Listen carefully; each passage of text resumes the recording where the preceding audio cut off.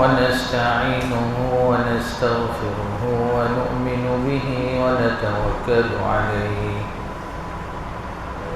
ونعوذ بالله من شرور أنفسنا ومن سيئات أعمالنا من يهده الله فلا هادي له ونشهد أن لا إله إلا الله وحده لا شريك له ونشهد أن سيدنا وحبيبنا ومولانا محمدا عبده ورسوله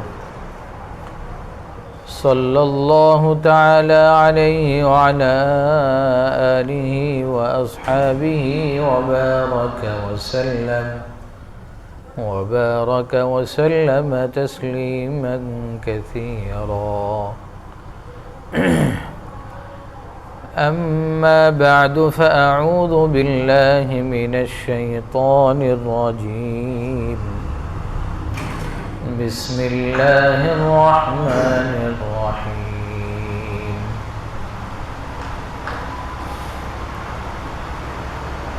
يا أيها الذين آمنوا كلوا من طيبات ما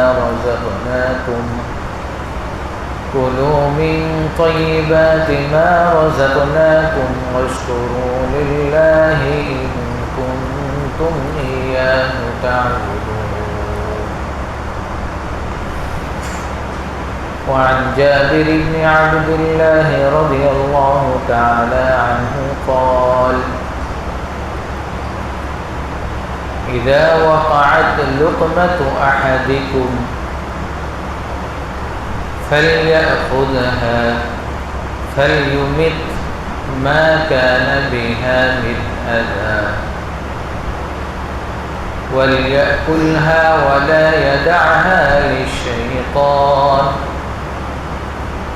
ولا يمسح يده بالمنديل حتى يلعق أصابعه فإنه لا يدري في أي طعامه البركة أو كما قال عليه الصلاة والسلام.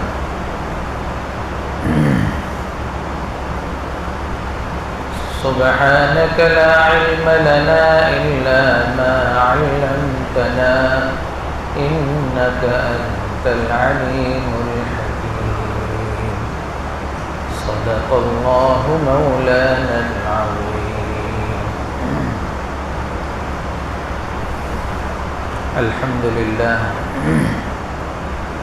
الله سبحانه وتعالى দরবারে শুকরিয়া আদায় করছি যে আল্লাহ রাব্বুল আলামিন আমাদেরকে জুমার নামাজ আদায়ের জন্য মসজিদে হাজির হওয়ার তৌফিক দান করেছেন। আলহামদুলিল্লাহ।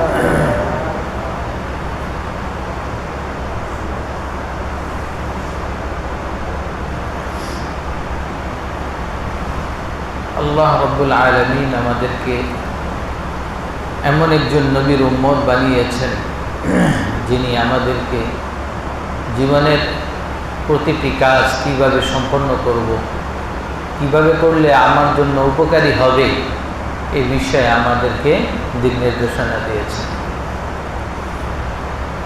হযরত মুজাদ্দিদ আল ফেসানি রহমতুল্লাহ আলাইহি উনি বলেছেন যে আল্লাহ রাব্বুল আলামিন আমাকে জাহিরি ইলম এর মধ্যে হাদিস, তাফসীর, ফিকহ এই বিষয়ে অনেক ব্যুৎপত্তি দান করেছেন। অনেক কিছু জীবনে আমি শিখেছি।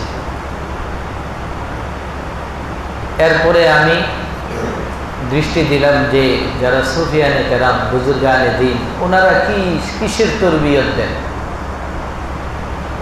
ওনাদের কাছে গেলাম, ওনাদের যে দীক্ষা সেটাও অর্জন করলাম। কাদেরিয়া, চিশতিয়া, নকশবন্দিয়া, সোহরাওয়ার্দিয়া, সকল বুজুর্গানে দ্বীনের যে দীক্ষা সেটা আমি লাভ করলাম। এরপরে আল্লাহ রাব্বুল আলামিন আমাকে এটি বিশেষ মর্যাদা দান করলেন। রাসূল পাক সাল্লাল্লাহু আলাইহি ওয়াসাল্লাম আমাকে স্বপ্নযোগে খালা করিয়ে দিলেন। এরপরেও আমি এই দোয়া করি আল্লাহ তাআলার কাছে, এবং যারা আমার সাথে এই দোয়া করবে তাদের জন্যও আমি দোয়া করি যে আল্লাহ তাআলা যেন তাদের এই দোয়াকে কবুল করে নেয়। দোয়াটা হলো আল্লাহুম্মা রযুকনি বিত্তিবা'i রাসূলিক ওয়া আহয়িনি আলা সুন্নতি নাবিয়্যিক ওয়া আমিতনি আলা সুন্নতি হাবিবিনা ওয়া হাবিবিক। হে আল্লাহ, আপনি আমাকে রাসূলুল্লাহ সাল্লাল্লাহু আলাইহি ওয়াসাল্লামের অনুসরণ করার তৌফিক দান করেন। আর যতদিন আমার হায়াত আছে রসুলের সুন্নার উপরে যেন চলতে পারি, জীবনযাপন করতে পারি, আপনি সে তৌফিক দান করেন। এবং আমার যখন ইন্তেকাল হবে, ইন্তেকালটাও যেন রসুলের সুন্নতের উপরে থাকা অবস্থায় হয়, আপনি আমাকে সে তৌফিক দান করেন। আমিন আল্লাহুম্মা আমিন। তো মুজাদ্দিদ আল-ফাসানি, যাকে এই দ্বিতীয় শতাব্দীর সবচেয়ে বিজ্ঞ আলেম মনে করা হয়, তিনি বলেছেন যে আমি জীবনে অনেক কিছু শিখেছি, সব কিছুর খোলাসা হলো এটা, সার নির্যাস হলো এটা যে রাসূলুল্লাহ সাল্লাল্লাহু আলাইহি ওয়াসাল্লামের আদর্শকে আপনায় নাও। নিজের জীবনের প্রতিটি কাজ রাসূলুল্লাহ সাল্লাল্লাহু আলাইহি ওয়াসাল্লামের সুন্নত মোতাবেক করা। যদি একজন মুসলমান নিজের উপরে এটাকে আবশ্যক করে নেয়, তাহলে ওই মুসলমানের দুনিয়ার জিন্দেগিও সফল হবে, আর আখিরাতের জিন্দেগিও সফল হবে। আল্লাহ রাব্বুল আলামিন আমাদেরকে সুন্নতের ইহতিমাম করার তৌফিক দান করেন। গত সপ্তাহে খাওয়ার আদব এর বিষয়ে আলোচনা শুরু হয়েছিল। খাওয়ার শুরুর কিছু মৌলিক আদব এর উপর আলোচনা হয়েছিল। দস্তরখান বিছানো, বিসমিল্লাহ করে খাওয়া, ডান হাতে খাওয়া, সামনের দিক থেকে খাওয়া, জমিনে বসে খাওয়া, এই সুন্নতগুলোর বিষয়ে আলোচনা হয়েছে। সর্বশেষ যে সুন্নতটি আলোচনা হয়েছিল যে কিভাবে বসে খাবো, খাওয়ার সুন্নত তরিকা। খাওয়ার সুন্নত তরিকা হলো এমনভাবে বসা যেইভাবে বসলে বিনয়ী প্রকাশ পায়। এটা দুই হাঁটু জমিনের সাথে তাশাহুদের সূরাতে এভাবেও হতে পারে, এক হাঁটু উঠেও হতে পারে। যেইভাবে বসলে আমাকে আব্দ মনে হয়। রাসূল পাক সাল্লাল্লাহু আলাইহি ওয়াসাল্লাম বলেছেন, আকুলু কামা ইয়াকুলুল আব্দ। একজন গোলাম যেভাবে বসে সেইভাবে আমি বসে খেতে পছন্দ করি এবং খেয়ে থাকি। আমি খানার মুহতাজ, আমি খানার মুখাপেক্ষী, এটা যেন উপলব্ধিতে থাকে। এমনভাবে না বসা যেই বসার কারণে নিজেকে অহংকারী মনে হয়। তবে যেটা আমাদের প্রচলিত আছে, খাওয়ার সময় দুই হাতে উঠায় বসে সুন্নত, এই কথাটা ঠিক নয়। খাওয়ার সময় দুই হাতে উঠায় বসে সুন্নত নয়। তো দুই হাঁটু বিছে অথবা এক হাঁটু বিছে যে কোনো, হ্যাঁ কারো স্বাভাবিকভাবে বসতে অসুবিধা হয়, আসন দিয়ে বসতে হয়, বসতে পারে,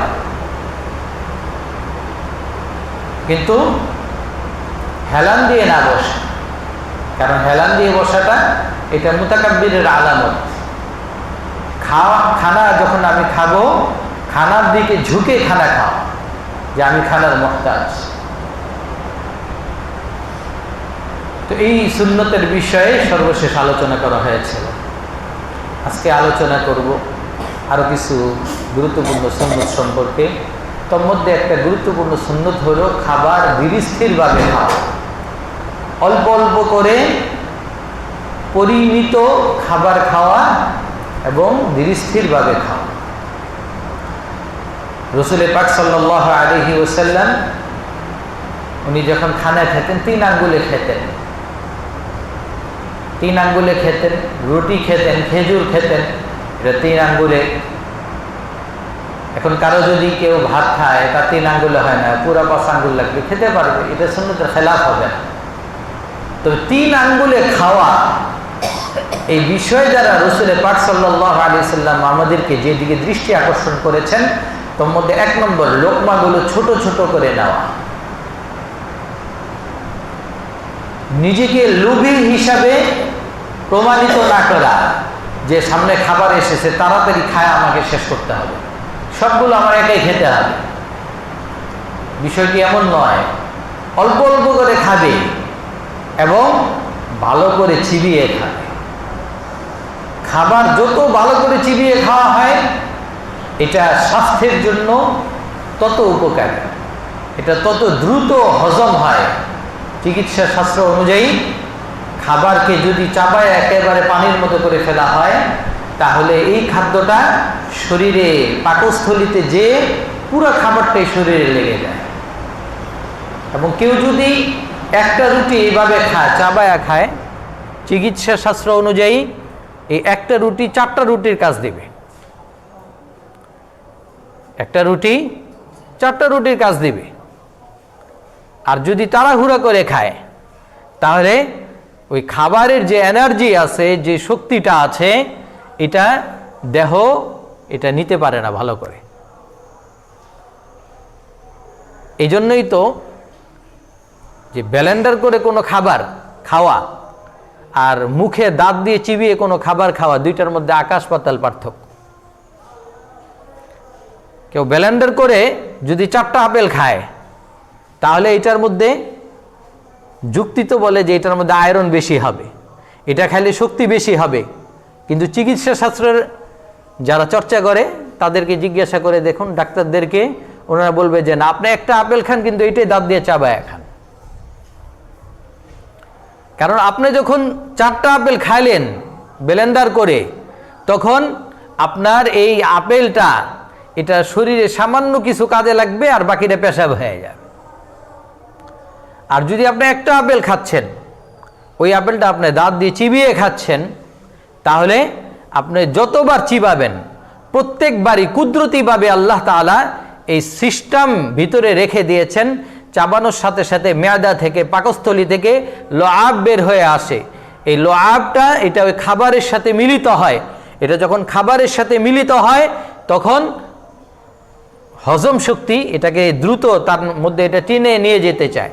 এটা যখন সেখানে যায়, এই লআব সহ এটা দ্রুত হজম হয়ে যায় এবং এটা শরীরের যেখানে যেভাবে কাজে লাগা দরকার ওইভাবে কাজে লেগে যায়।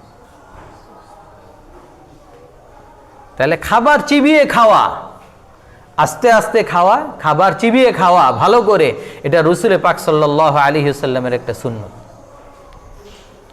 এবং রাসূল পাক সাল্লাল্লাহু আলাইহি ওয়াসাল্লাম খাবার কখনোই পেট ভরে খাইতেন না, কখনোই না। আজকাল তো আমরা মনে হয় একবেলাও এমন হয় না যে আমরা পেট ভরে খাই না।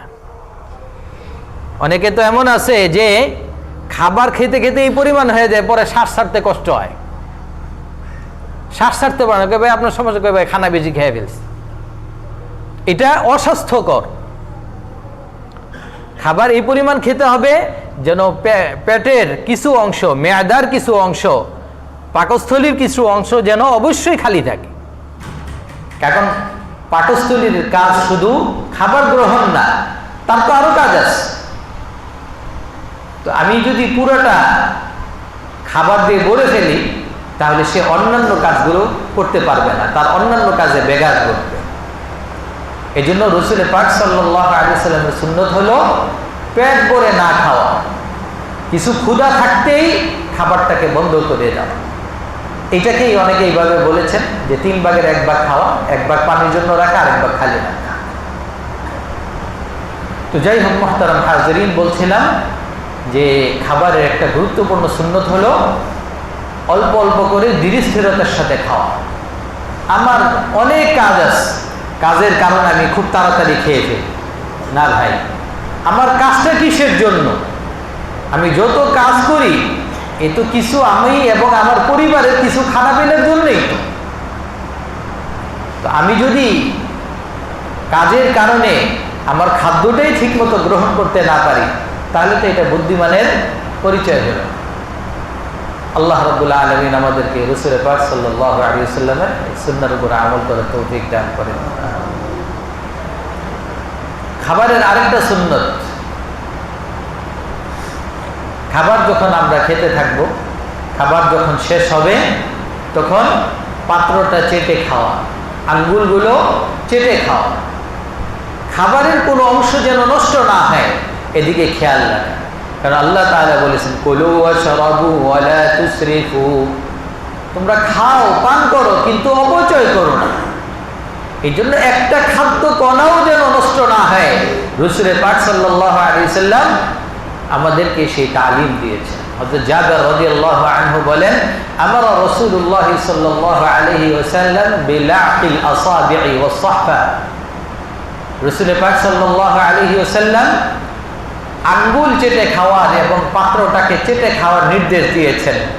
ফাইন্নাকুম লা তাদরুন ওয়া ক্বাল ফাইন্নাকুম লা তাদরুন ফি আইয়ি তাআমিকুমুল বারাকা, এবং তিনি আরো বলেছেন যে তোমরা এটা জানো না যে খাবারের কোন অংশে তোমাদের জন্য বরকত রয়েছে, খাবারের কোন অংশে তোমাদের জন্য বরকত রয়েছে। তুমি সব খেলে শেষে অল্প একটু ভাত একটু তরকারি তুমি রেখে দিলে, অথচ এইটার মধ্যেই আল্লাহ তাআলা বরকত রেখেছে। এজন্য খাবার যখন আমি নিব তখন সাবধানতার সাথে নেওয়া, আমি যতটুকু নিতে পারবো, যতটুকু খেতে পারবো ততটুকু পাত্র থেকে খাবার নেওয়া। এরপরও যদি বেশি নিয়ে ফেলি, যদি থেকে যায়, তাহলে পাশে এমনভাবে রেখে দেওয়া এই খাবারটা যেন কাজে লাগানো যায়। তো নেওয়ার সময় কম করে নেওয়া, তারপরে যখন আমি খাবো খাওয়ার শেষে আঙ্গুলটা চেটে খাওয়া। সাহাবায়ে কেরাম তো এটাও সংরক্ষণ করেছেন যে রাসূল পাক সাল্লাল্লাহু আলাইহি ওয়াসাল্লাম কিভাবে আঙ্গুল চেটে খেতেন।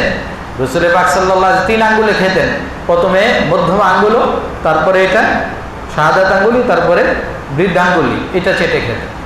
আমরা যেহেতু 5 আঙ্গুল ব্যবহার করি, তাহলে প্রথমে কনিষ্ঠ আঙ্গুল, তারপরে এটা, এইভাবে বৃদ্ধ আঙ্গুল পর্যন্ত এইভাবে আঙ্গুলটা চেটে খাবে, তারপরে খাবারের পাত্রটা সুন্দর করে খাবে। এখন অমুসলিম যারা, তাদের কৃষ্টি কালচার আমরা দেখতে দেখতে তারা চামিচ দিয়ে খায়, গোস্ত অর্ধেক খায় অর্ধেক ফেলে রাখে, এটাই মনে করে যে একটা ভদ্রতা, অথচ এটা যে অভদ্রতা এটা আমরা বুঝতেছি না। রাসূল পাক সাল্লাল্লাহু আলাইহি ওয়াসাল্লাম আমাদেরকে যে সুন্নাহ শিক্ষা দিয়েছেন এটাই ভদ্রতা। হাতে খাওয়া এবং খাবারটাকে কদরের সাথে, সবগুলো খাবার আমি যতটুকু নেব এটাকে সুন্দরভাবে খাওয়া। আল্লাহ তাআলা আমাদেরকে আমল করার তৌফিক দান করেন। আরেকটা গুরুত্বপূর্ণ সুন্নাহ হলো, যদি খাবার পড়ে যায় দস্তরখান থেকে, তাহলে খাবারটাকে উঠিয়ে খাওয়া। খাবারটাকে উঠিয়ে খাওয়া, খাবারটাকে নষ্ট না করা, যে দস্তরখান পড়ে গেছে এটা আবার আমি উঠে খাবো না। রাসূল পাক সাল্লাল্লাহু আলাইহি ওয়াসাল্লাম বলেছেন, ইযা ওয়াকাআত লুকমাতু আহাদিকুম ফালিয়াখুযহা, যখন তোমাদের কারো খাবারের লুকমা পড়ে যায় সে যেন সেটাকে উঠিয়ে নেয়। ফালইউমিত মা কানা বিহা মিন আযা ওয়ালিয়াকুলহা ওয়ালা ইয়াদা লিশ-শাইতান, এবং তার মধ্যে যদি কোনো ময়লা লেগে যেয়ে থাকে তাহলে ময়লাটাকে পরিষ্কার করে সে যেন ওই খাবারটাকে খেয়ে নেয়, এটাকে যেন শয়তানের জন্য রেখে না দেয়, শয়তানের জন্য যেন ছেড়ে না দেয়। দস্তরখানে খাবারের টুকরা পড়ে গেল, আমি রেখে দিলাম, এটা শয়তানের জন্য আমি রেখে দিলাম। ওয়ালা ইয়াদাহা লিশ-শাইতান, আল্লাহ রাসূল বলেছেন এটাকে যেন শয়তানের জন্য রেখে না দেয়। খাবারটাকে পূর্ণ খাবার শেষ করবে, এরপরে কি করবে? ওয়ালা ইয়ামসাহ ইয়াদাহু বিল মিন্দিল হাত্তা ইয়ালআকা আসাবিআহু, এবং সে যেন টিস্যুর মাধ্যমে, রুমালের মাধ্যমে তার হাতকে না মুছে যতক্ষণ না সে তার আঙ্গুলগুলো চেটে খাবে। ফাইন্নাহু লা ইয়াদরি ফি আইয়ি তাআমিহিল বারাকা, কারণ কোনো ব্যক্তি জানে না যে তার খাবারের কোন অংশে তার জন্য বরকত রয়েছে। তাহলে খাবার পড়ে গেলে সেটাও উঠিয়ে খেতে হবে, এবং আঙ্গুলে লেগে থাকলে সেটাও খেয়ে ফেলতে হবে, তাহলেই আমার খাবারের মধ্যে বরকত হবে। খাবারের মধ্যে বরকত কি জিনিস? খাবারের মধ্যে বরকত, এই কথার অর্থ হলো আমি যে উদ্দেশ্যে খাবারটা খেয়েছি, খাবারটা ওই কাজে লাগা। খাবারটা আমার শরীরের বিভিন্ন চাহিদা পূরণ করবে। যদি আমার খাবারটা সুন্নত মোতাবেক হয়, তাহলে আমার খাবারটার মাধ্যমে বরকত হবে, শরীরের আমার ওই চাহিদাগুলো পূরণ হবে। অনেকে আছে দেখবেন অনেক টাকা পয়সার মালিক, ঘরে তার সব কিছুর ব্যবস্থাপনা আছে, এসি আছে, ফ্রিজ আছে, সোফা, আরামের যা আছে সব আছে, খাদেমা আছে, সব আছে, কিন্তু রাত্রে বিছনায় শুয়েছে, ঘুম হয় না। ঘুমের ট্যাবলেট খাইছে, তারপরেও ঘুম হয় না। কারণ কি?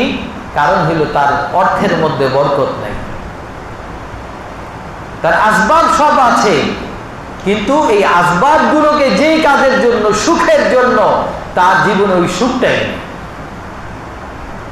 এটাই হলো বরকত, এটাই হলো বরকত। যে আমাকে আল্লাহ রাব্বুল আলামিন যে নিয়ামতগুলো দিয়েছেন, আমি এই নিয়ামতগুলো ভোগ করে সুখী হব। যদি আমি এই নিয়ামতগুলো ভোগ করে সুখী হতে পারি, তাহলেই আমার জীবনে বরকত আছে। আর যদি আমি এই নিয়ামতগুলো ব্যবহার করার পরেও সুখী নয়, তাহলে আমার জীবনে বরকত নেই। খুঁজে দেখতে হবে যে আমার জীবনে বরকত নাই কেন, ওই বরকতটাকে খুঁজে আনতে হবে। যাই হোক মুহতারাম হাজিরিন, বলছিলাম যে খাবার উঠিয়ে খাওয়া এটা সুন্নাত। এই বিষয়ে হযরত হুযায়ফা রাদিয়াল্লাহু তাআলা আনহুর বাণী এবং তার ঘটনা আমাদের জন্য শিক্ষণীয়। হযরত হুযায়ফা রাদিয়াল্লাহু আনহু রাসূলের একজন বিখ্যাত সাহাবী। হিজরতের পূর্বেই তিনি ইসলাম গ্রহণ করেছেন। উহুদ, খন্দক সহ বিভিন্ন যুদ্ধে তিনি অংশগ্রহণ করেছেন। তিনি রাসূল পাক সাল্লাল্লাহু আলাইহি ওয়াসাল্লামের 100-এরও বেশি হাদিস তিনি নকল করেছেন। 36 হিজরিতে তিনি ইন্তেকাল করেছেন মাদায়েনে। তিনি রাসূল পাক সাল্লাল্লাহু আলাইহি ওয়াসাল্লামের এত কাছের সাহাবী ছিলেন, এত মহব্বতের সাহাবী ছিলেন যে রাসূল পাক সাল্লাল্লাহু আলাইহি ওয়াসাল্লাম তার সাথে এমন অনেক বিষয় শেয়ার করতেন, বলতেন, যেটা অন্য কারোর সাথে উনি বলতেন না। এই জন্য হযরত হুযায়ফা রাদিয়াল্লাহু তাআলা আনহুকে বলা হয় সাহিবু সিররি রাসূলিল্লাহ সাল্লাল্লাহু আলাইহি ওয়াসাল্লাম, রাসূলের গোপন বিষয়গুলো যিনি জানেন। হযরত হুযায়ফা রাদিয়াল্লাহু তাআলা আনহুর কাছেই রাসূল পাক সাল্লাল্লাহু আলাইহি ওয়াসাল্লাম মুনাফিকদের তালিকা লিখিয়েছেন। ইনি হলেন হযরত হুযায়ফা রাদিয়াল্লাহু আনহু। ওনার ঘটনা, ইরাক বিজয়ের পরে হযরত ওমর রাদিয়াল্লাহু তাআলা আনহু হযরত হুযায়ফাকে দজলার গভর্নর বানিয়েছিলেন। এরপরে যখন ইরান আক্রমণ করলো মুসলমানরা, তখন ইরান বাদশাকে বলা হতো কিসরা। ওই সময়ের পরাশক্তি ছিল দুইটা, একটা হলো ইরান আর একটা হলো রোম। তার পারস্য, এটার নাম ছিল হলো পারস্য, আর এটা হলো রোম সাম্রাজ্য। পৃথিবীর দুইটা সুপার পাওয়ার। এর মধ্যে ইরান, পারস্য যে সুপার পাওয়ার, তাদের রোম এদের তুলনায় তাদের সভ্যতার, তাদের কৃষ্টি কালচারের, তাদের শক্তিমত্তার বেশি প্রচার প্রসার ছিল। তো মুসলমানরা যখন সেখানে আক্রমণ করলো ইরান বিজয়ের জন্য, পারস্য বিজয়ের জন্য, তখন ওই কেসরার বাদশাহ সে খবর পাঠাইলো যে মুসলমানদের সাথে আমরা সমঝোতা করি, মুসলমানদেরকে ডাকো। তো মুসলমানদেরকে ডাকা হইল তাদের সাথে সন্ধির জন্য। মুসলমানদের পক্ষ থেকে দুইজনকে কিসরা এর সাথে আলোচনা করার জন্য পাঠানো হলো। একজন হলো রিবিঈ বিন আমির রাদিয়াল্লাহু আনহু, আরেকজন হলো হযরত হুযায়ফা ইবনুল ইয়ামান রাদিয়াল্লাহু আনহু। ওনারা দূর থেকে সফর করে এসেছেন। পারস্য যে বাদশাহ তার দরবারে যাবেন, দরবারে ঢুকবেন। ওই সময় রক্ষী জিজ্ঞাসা করলো, আপনারা কারা? পরিচয় দিলেন, আমরা অমুক অমুক, আমাদেরকে বাদশাহ আলোচনার জন্য ডেকেছেন। রক্ষী বলল যে আপনাদের শরীরে যে পোশাক, আপনারা যেই ধুলা বালি মিশ্রিত অবস্থায় আছেন, এত দূর থেকে এসেছেন, এইভাবে বাদশার দরবারে প্রবেশ করা যায় না। আপনারা পরিষ্কার পরিচ্ছন্ন হয়ে, এই যে আমি জুব্বা দিতেছি, এই জুব্বা পরিধান করে তারপরে বাদশার দরবারে যেতে হবে।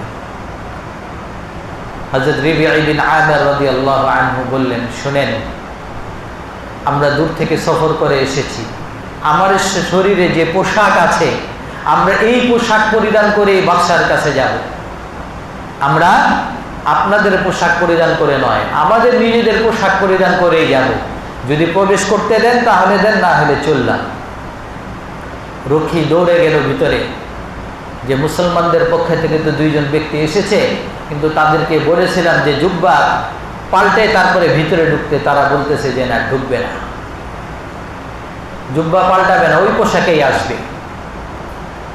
বললেন ঠিক আছে, যদি এরা পাল্টাতে না চায় তাহলে তাদেরকে আসতে দাও। তারা ভিতরে প্রবেশ করলো। বাদশাহ আসবেন অপেক্ষা করছেন। বসে বসে রিবিঈ বিন আমির রাদিয়াল্লাহু আনহু, ওনার যে তরবারি এটা আছে, পুরাতন তরবারি, কোনো দিক দিয়ে ভাঙ্গাও ছিল, এটাকে কাপড় দিয়ে মুছতেছিলেন। এই সময় রক্ষী তাকে জিজ্ঞাসা করলো, কি ব্যাপার, আপনারা ইরান বিজয়ের স্বপ্ন দেখেন, পারস্য বিজয়ের স্বপ্ন দেখেন এই ভাঙ্গা তরবারি দিয়ে? রিবিঈ বিন আমির রাদিয়াল্লাহু আনহু বললেন যে হ্যাঁ, এই তরবারি দিয়েই। শোনো, তুমি তো তরবারি দেখেছ, কিন্তু তরবারির যে তরবারিওয়ালার বাহু তো তুমি দেখো নেই। তুমি তরবারিওয়ালার বাহুটা একবার দেখে নাও, তাহলেই বুঝতে পারবে যে এই তরবারির মাধ্যমে আমরা কি করতে পারি। বললো তাই নাকি? আচ্ছা তাহলে দেখাও। কিভাবে দেখাইবা? বললো যে তোমাদের সবচেয়ে ভালো যে ঢালটা আছে, ঢালটা নিয়ে আসো, আর একজনকে আমার সামনে প্রতিযোগী হিসেবে দাঁড় করা। সবচেয়ে ভালো ঢালটা নিয়ে আসা হলো এবং একজনকে ঢালটা দিয়ে দাঁড় করানো হইল। রিবিঈ বিন আমির রাদিয়াল্লাহু আনহু আল্লাহু আকবার কইরা এক আঘাত করলেন, সাথে সাথে ঢালটা দ্বিখণ্ডিত হয়ে গেল। সুবহানাল্লাহ। ওই লোক দেখে তো অবাক, যে এটা আবার কোন জাতি, আসলেই এরা কি করতে পারবে, পারস্য বিজয় করতে পারবে। যাই হোক, রক্ষী ঘটনা দেখলো, দেখে তারপরে বাদশাকে জানালো যে এমুক এমুক এই অবস্থা তাদের। বললো ঠিক আছে, আসতে বলো, আসতে বলো। তো এর আগে একটা ঘটনা ঘটেছে, এই ঘটনাটা পরে বলছি। বলছে যে ঠিক আছে, আসতে বলো। তো রিবিঈ বিন আমির রাদিয়াল্লাহু আনহু, হুযায়ফা রাদিয়াল্লাহু আনহু গিয়েছেন, যে দেখলেন যে বাদশা বসে আছেন, সবাই দাঁড়িয়ে আছেন, ওনারাও দাঁড়ালেন। পরে বললেন, বাদশাহ, আমাদের রাসূল পাক সাল্লাল্লাহু আলাইহি ওয়াসাল্লাম আমাদেরকে সুন্নাত শিখিয়েছেন যে কেউ যদি বসে থাকে তাহলে তার সাথে বসে কথা বলতে হয়, দাঁড়িয়ে থাকলে দাঁড়িয়ে কথা বলতে হয়। এটা আপনাদের সভ্যতা, আপনি বসে আছেন, সবাই দাঁড়িয়ে আছি। যদি আমি আপনাদের সাথে আপনার সাথে কথা বলতে হয়, তাহলে আপনাকে দাঁড়াইতে হবে অথবা আমাকে বসাইতে হবে। বাদশা তো চমকে গেলেন যে কি রে, এত বড় সাহস। রিবিঈ বিন আমির রাদিয়াল্লাহু আনহু বললেন, এটাই আমার রাসূলের সুন্নত, যতক্ষণ পর্যন্ত এইভাবে হবে না ততক্ষণ পর্যন্ত আমরা আপনার সাথে কথা বলবো না। বাদশা রেগে গেলেন, বললেন যে এদেরকে টুকরিতে কিছু মাটি দিয়ে এদেরকে পাঠিয়ে দাও। টুকরিতে কিছু মাটি এনে দেওয়া হলো রিবিঈ বিন আমির রাদিয়াল্লাহু আনহুর মাথায়। উনি এই মাটিটা নিয়েই প্রস্তুত। যাওয়ার সময় বললেন, ও হে ইরানবাসী, তোমরা তোমাদের ইরানের জমিনটাকে আমাদের মাথার উপরে উঠিয়ে দিলে, অল্প কিছু দিনের মধ্যে দেখবে যে তোমাদের ইরান আর তোমাদের কাছে নেই। এই কথা যখন শুনেছে তখন তো তাদের কলিজায় আর পানি নেই, যে এটা আমরা আবার কি করলাম, এই পাগলগুলো কি বলে। তারা দৌড়ে ছুটলো, কিন্তু রিবিআ বিন আমির রাদিয়াল্লাহু আনহু আর কোথায় পায়, তাকে তো আর পেল না। এরপরে ইরান আক্রমণ হইল, এরপর ইরান বিজয় হয়ে গেল। তো যাই হোক মুহতারাম হাজিরিন, এখানে যেই ঘটনাটা, যে ওই যে ডাল ভাঙ্গার পরে তাদেরকে মেহমানদারি করতে দস্তরখানে দেওয়া হয়েছিল, দস্তরখান।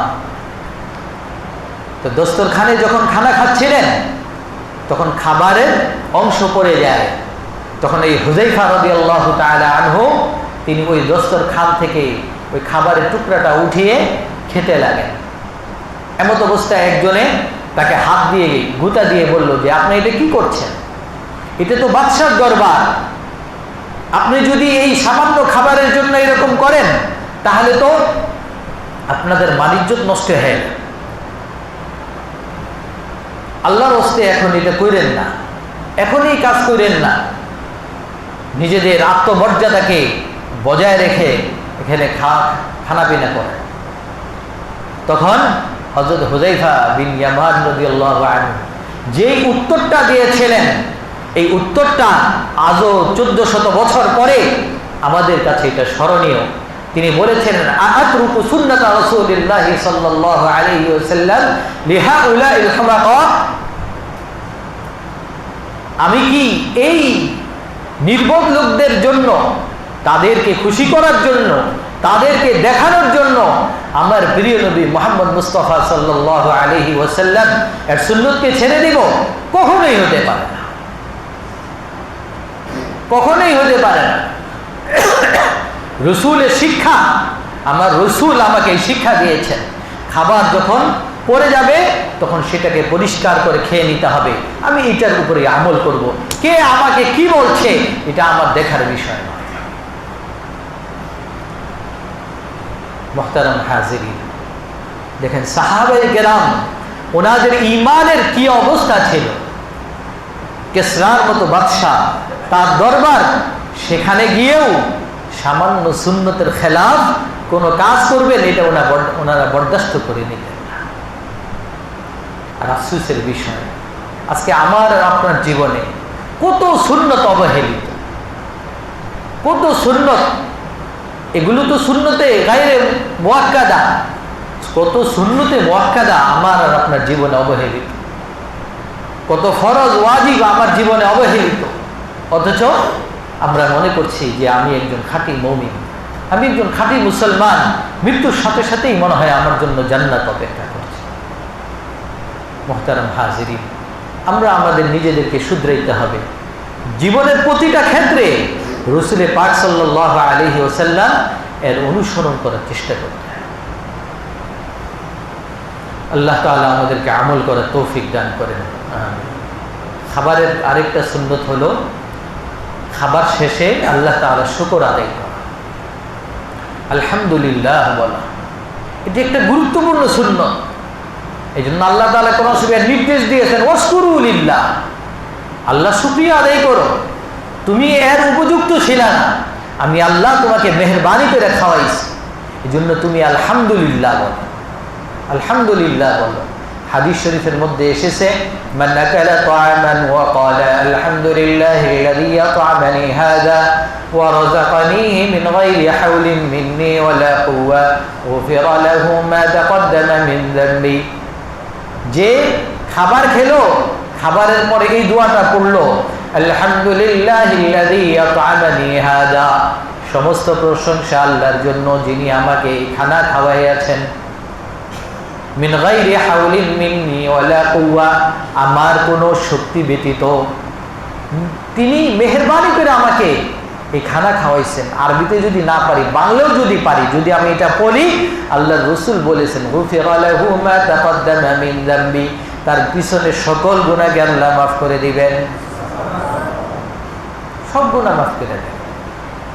এই গুনাহ হলো সগীরা গুনাহ, কবিরা গুনাহ না। কবিরা গুনাহ মাফ হওয়ার জন্য তওবা লাগে।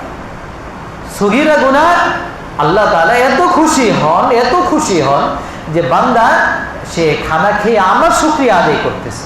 আমি যে খানা খাওয়াইছি সে এটা শুকরিয়া আদায় করছে, আলহামদুলিল্লাহ বলছে, আমি তার জিন্দগির গুনাহ মাফ করে রাখি। পুরাটাও যদি না পারি শুধু আলহামদুলিল্লাহ বলবো তো ইনশাআল্লাহ।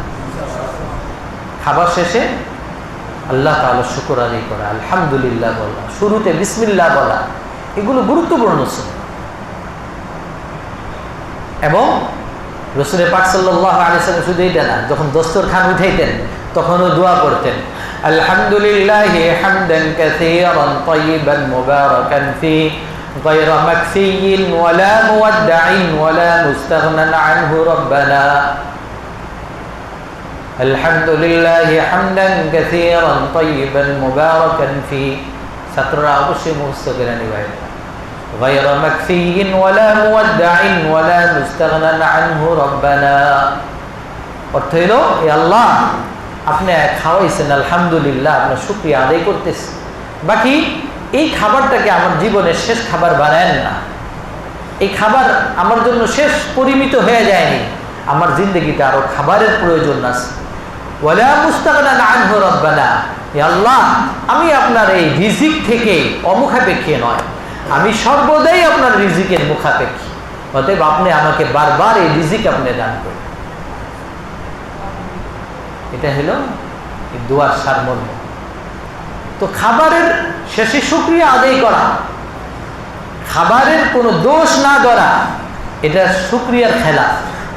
খাবারের কোনো দোষ না ধরা,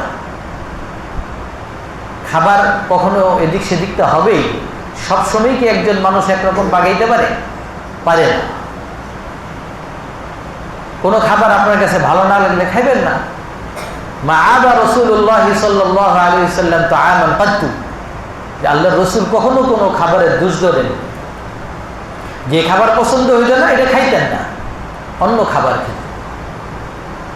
হ্যাঁ, যদি কোনো ব্যবস্থাপনার বিষয় হয়, হ্যাঁ, যে মনে করেন আপনার বাসায় যিনি খাবার করছেন দেখা যায় যে ওনার জাল বেশি দিয়ে ফেলে, তা আপনি ওনাকে বলবেন যে জাল বেশি হয়ে যায়, একটু ঝাল কমায় দিন। এটা খাবারের দোষ ধরা নয়, এটা হলো সংশোধন করা। দোষ ধরা সংশোধন করে দুই জিনিস। সংশোধন হলো যার দ্বারা সমস্যা হচ্ছে তাকে শুধু বলা, আর দোষ হলো সেটাকে সকলের সামনে প্রকাশ করা। তো খাবারের দোষ ধরা নিষেধ, কিন্তু এটা সংশোধনই নিষেধ না। তো রাসূল পাক সাল্লাল্লাহু আলাইহি ওয়াসাল্লাম কোনো খাবারের দোষ ধরতেন না, খাবারের প্রশংসা করতেন। শুধু খাবারের প্রশংসা নয়, যিনি খাবার পাকার রান্না করেছেন তারও প্রশংসা করা, এটাও রাসূলের সুন্নাহ, যে আপনি অনেক ভালো খাবার পাকিয়েছেন, আজকে খাবার অনেক স্বাদ হয়েছে। আমরা এরকম অনেক আছে যে আজকে 10 বছর 15 বছর 20 বছর ধরে সংসার করছি, কিন্তু কখনোই বিবিকে এই কথা বলিনি, মাশাআল্লাহ আজকে তোমার খাবারটা অনেক সুন্দর হয়েছে, অনেক স্বাদ হয়েছে। এই কথাটাতে যে স্ত্রী কত খুশি হয়, স্ত্রীকে খুশি করা এটাও কিন্তু একটা ইবাদত। স্ত্রীকে খুশি করা এটাও একটা ইবাদত, বৈধ পন্থায় খুশি করা। তো যাই হোক মুহতারাম হাজিরিন, এগুলো হলো খাবারের গুরুত্বপূর্ণ সুন্নত। আরও কিছু সুন্নত আছে যেগুলো একসাথে খাবারের সাথে সংশ্লিষ্ট, ইনশাআল্লাহ কোরবানির পরে ইনশাআল্লাহ আবার আলোচনা করব। যেহেতু সামনে জিলহজ চলে এসেছে, জিলহজের বিষয়ে কিছু আলোচনা করে কোরবানির বিষয়ে আলোচনা করা এগুলো আমাদের প্রয়োজন। আমরা ইনশাআল্লাহ এই আলোচনাগুলো হবে, তারপরে আবার ইনশাআল্লাহ এই বিষয়ে আলোচনা হবে। আজকে আরবি মাসের 26 তারিখ, আগামী 3 দিন বা 4 দিন পরে আমাদের জিলহজ মাস শুরু হবে। জিলহজ মাস একটা গুরুত্বপূর্ণ মাস, এই বিষয়ে ইনশাআল্লাহ সামনে আলোচনা হবে। জিলহজ মাসের 1 তারিখ থেকে নিয়ে 10 তারিখ পর্যন্ত পুরোটাই গুরুত্বপূর্ণ। এই 9 দিন, 1 তারিখ থেকে 9 তারিখ পর্যন্ত রোজার আমল করা সম্ভব হয়ে, এবং অন্যান্য আমলগুলো নামাজ, তেলাওয়াত, জিকির, আজকার এগুলো বেশি বেশি করা। এটা এই 10 দিন এটা আমলের দিন, এর অনেক ফজিলত। আগামী শুক্রবার ইনশাআল্লাহ এই বিষয়ে আলোচনা হবে। কিন্তু আমরা চাঁদ ওঠার সাথে সাথে ইনশাআল্লাহ এই আমল শুরু করব। যাদের কোরবানির নিয়ত আছে, আমরা চোখ, নখ, শরীরের অন্যান্য পশম যেগুলো পরিষ্কার করার প্রয়োজন, এগুলো চাঁদ ওঠার আগেই আমরা পরিষ্কার করে নিই। এরপরে যদি আমি পরিষ্কার করি তাহলে আমি ওই সবটা পাবো না। বরং ওলামায়ে কেরাম বলেছেন যে যারা কুরবানি করার সামর্থ্য রাখে না কিন্তু ইচ্ছা আছে, তারাও যদি এই আমলটা করে, যে চোখ, মোষ, নখ এগুলো কাটার আমলটা যদি আগে করে ফেলে জিলহজে চাঁদ ওঠার আগে, এরপরে থেকে যদি আর না কাটে, তাহলে আল্লাহ তাআলা তাদেরকে ওই কোরবানিকারীদের সমপরিমাণ সওয়াব দান করবে। জন্য আমরা ইনশাআল্লাহ এই আমলটা করে ফেলবো। আল্লাহ তাআলা আমাদেরকে তৌফিক দান করেন। ওয়া আখিরু দাওয়ানা।